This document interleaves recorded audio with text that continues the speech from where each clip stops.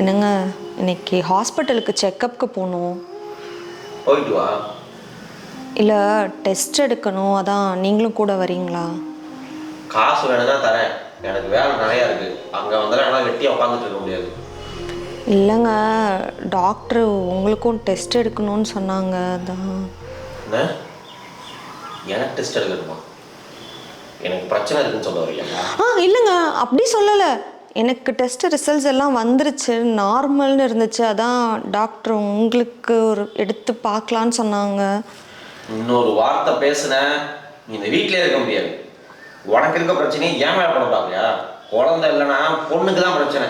ஏதோ பெரிய இவ மாதிரி எனக்கு பிரச்சனை சொல்கிறேன். உன் டாக்டர் சரியில்லை, நீ வேற டாக்டரை பார்த்து. இல்லைங்க, நான் நம்ம நல்லதுக்கு தான் சொல்ல வந்தேன்.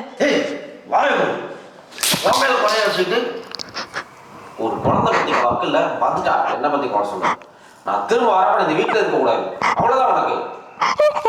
ஏங்க, நான் அப்படி சொல்ல